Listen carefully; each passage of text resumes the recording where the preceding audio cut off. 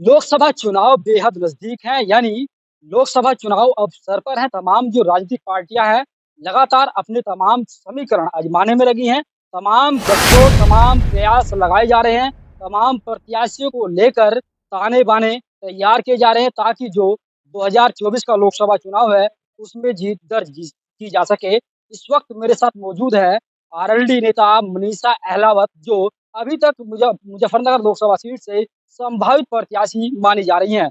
ज़्यादा बातचीत करते हैं लोकसभा चुनाव को लेकर कितनी अब तक तैयारी है और किस तरह इस राजनीतिक जो ये कहीं न कहीं एक जंग है, इसमें कैसे वो जीत दर्ज करेंगी। मैम पहले तो बहुत-बहुत स्वागत एनएन टीवी पर। धन्यवाद। लोकसभा चुनाव बेहद नज़दीक है, तो अब तक कितनी तैयारी है और कैसे जीत की नैया तक पहुँच पाएँगे? अब देखिए, ये तो हमारे पार्टी का संगठन बहुत मजबूत है।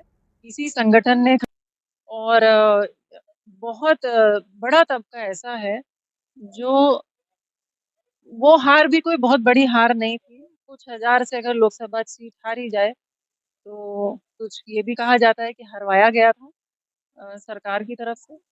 तो इस बार बहुत बड़ा तबका जो है वो वापस लोकदल की तरफ आया है। हर समाज से।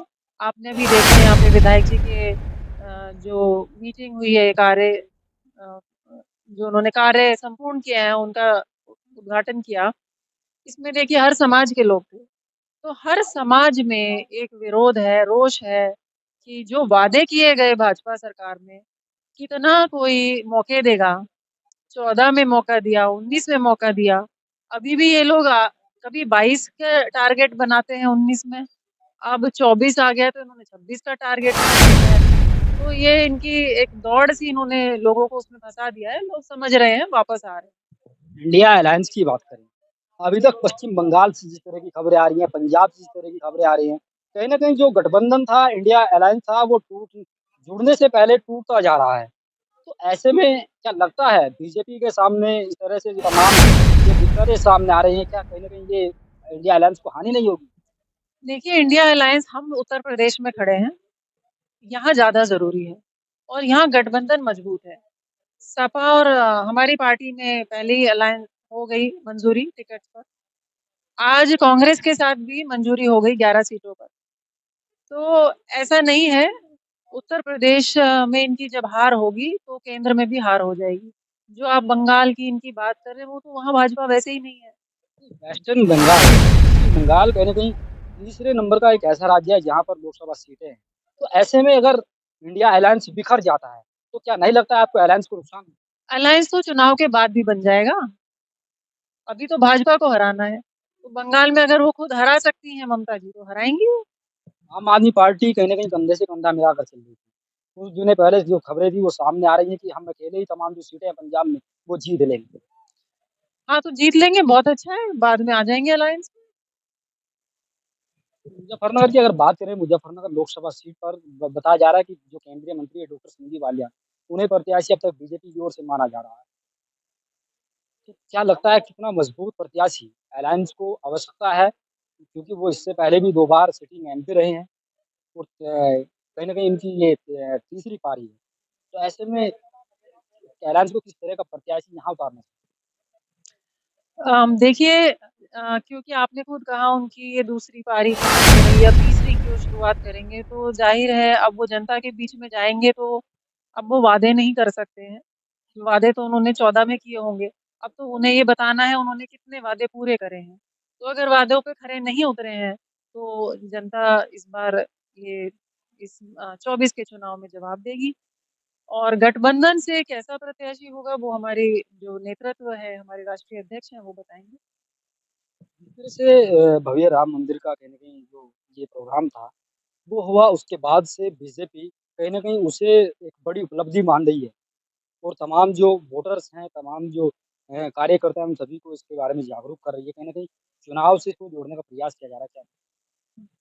देखिए मंदिर को चुनाव से नहीं जोड़ना चाहिए।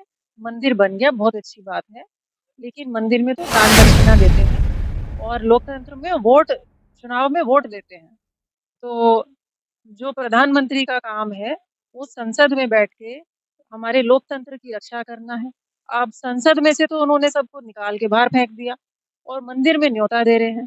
हमने तो पुजारी थोड़ी ना चुना है, हमने प्रधानमंत्री चुना है। तो वो प्रधानमंत्री का धर्म निभाएँ, वापस संसद को ठीक से चालू करें, सबको बात सुने सबकी, वो जनप्रतिनिधि हैं, चाहे विपक्ष के हों।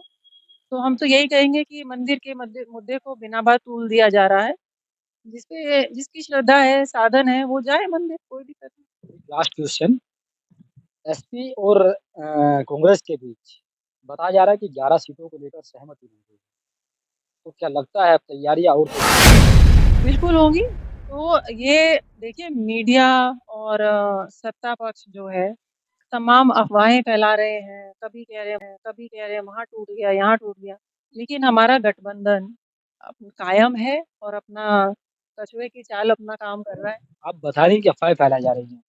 पश्चिम बंगाल से ममता बनर्जी का कुछ बयान आता है, कहीं न कहीं उनकी तरफ से बयान आता है, बीजेपी की तरफ से बयान आता है। तो अफवाह मैं उनकी बात नहीं कर रही, मैं उत्तर प्रदेश में भी कह रही हूँ, तमाम अफ़वाहें फैलाई जाती हैं कि अब सपा और इन रालोद का टूटेगा, अब कांग्रेस नहीं आएगी।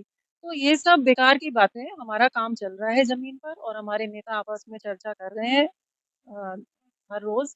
तो कहीं न कहीं आगे बढ़ रही है बात। जनता कब तक माने कब तक मुजफ्फरनगर लोकसभा सीट से प्रत्याशी सामने आ जाएँ। अब देखिए ये तो हमारे नेताओं के ऊपर निर्भर करेगा, इस सवाल का जवाब मैं नहीं दे सकती। लेकिन बहुत जल्द मुझे लगता है बता दिया जाएगा। लेकिन मैं ये बता दूँ कि मुज़फ्फरनगर में जो भी प्रत्याशी होगा, हमारे गठबंधन की सभी पार्टियाँ मिलकर उसको लड़ाएँगी और मिलकर जिताएँगी। ये थी मेरे साथ मनीषा अहलावत जो मुजफ्फरनगर से संभावित प्रत्याशी मानी जा रही हैं अलायंस की ओर से, इंडिया अलायंस की ओर से। सीधे रूप से कहना है जिस तरह से एसपी और जो एसपी, आरएलडी और प्लस कांग्रेस का जो गठबंधन सामने आ रहा है, उससे कहीं न कहीं तमाम जो दिक्कतें हो रही हैं, तो ऐसे में अब तैयारी तेज़ हो जाएगी और आगामी जो लोकसभा सीट की जो प्रत्याशी होगा, वो ही मुजफ्फरनगर में जीत दर्ज करेंगे। मैं तस्लीम Rana, NN TV, Muzaffarnagar. Aaradhya jewellers KW Delhi 6 mall Ghaziabad में लेकर आया है एक खास मौका। अब फ्लैट 20% डिस्काउंट पाए डायमंड ज्वेलरी पर। ये है लाखों लोगों की पसंद। आइए बनिए हिस्सा इस अनमोल मोमेंट का सिर्फ आराध्य ज्वेलर्स में।